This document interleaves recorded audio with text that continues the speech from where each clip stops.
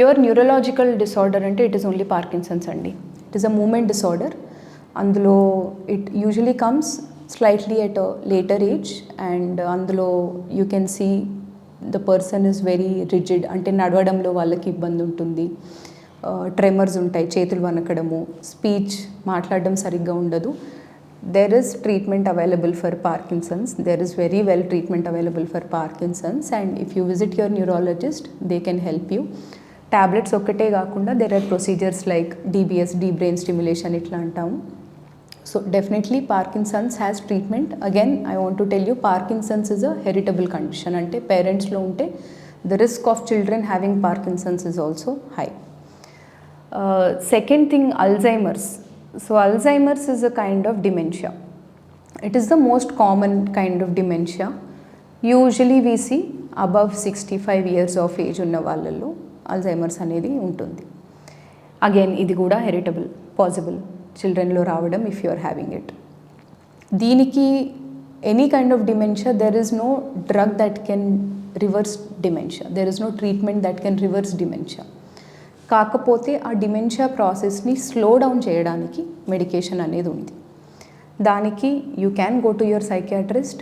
అసలు అది డిమెన్షియానా, దాంతోపాటు ఇంకేమైనా సిమ్టమ్స్ కూడా ఉన్నాయా, which is very possible. We call them psychological symptoms in dementia. అవి ఉంటే దానికి కూడా ట్రీట్మెంట్ ఉంటుంది. But again for anything primary consult and what the patient is going through అనేది క్లియర్గా అర్థమవుతే ట్రీట్మెంట్ అనేది స్టార్ట్ చేయొచ్చు. థర్డ్లీ, మీరు ఆటిజం అన్నారు. Autism is psychiatric condition. దాని న్యూరో డెవలప్మెంటల్ డిసార్డర్ అంటాం. దాని అర్థం ఏంటంటే పిల్లలు పుట్టినప్పటి నుంచి అయినా లేకపోతే ఇమీడియట్లీ ఆఫ్టర్ బర్త్ అనేది వీ విల్ సీ ఆటిజం. ఇందులో సిమ్టమ్స్ వచ్చి, అంటే చాలామంది కన్ఫ్యూజ్ అవుతూ ఉంటారు, parents also. So I want to tell you, symptoms వచ్చి the child won't make an eye contact with you. మీరు చైల్డ్ ఐ కాంటాక్ట్ ఇవ్వట్లేదు అనేది you will start noticing it in the first 2 to 3 years of life.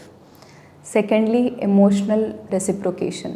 అంటే if I'm a mother and I have a child with autism, నేను బాధలో ఉన్నా, ఒకవేళ నేను హ్యాపీగా ఉన్నా, the child is not going to reciprocate that to you.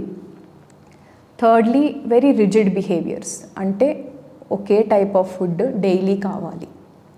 ఆ ఫుడ్ను ఒక్కోసారి ప్లేట్లో ఎలా అరేంజ్ చేస్తారో సేమ్ అదే ఉండాలి everyday. You have to follow the same pattern. ఎక్కడికన్నా వెళితే you have to take the same route. So there is no flexibility, very rigid ఇట్లాంటి behaviours. Sometimes they are having RRBs అంటాం, రెస్ట్రిక్టివ్ రెపిటేటివ్ బిహేవియర్స్ అని చెప్పి. ఊరికే చేతులు ఊపడము, కాళ్ళు ఊపడము, హెడ్ బ్యాంగింగ్, ఇలాంటి మూమెంట్స్ కొన్ని రిపీటెడ్గా చేస్తూ ఉంటారు, and similar movements repeatedly. So these are few symptoms we will see in autism.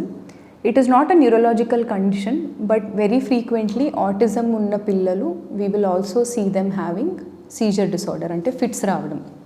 That is usually taken care of by the neurologist.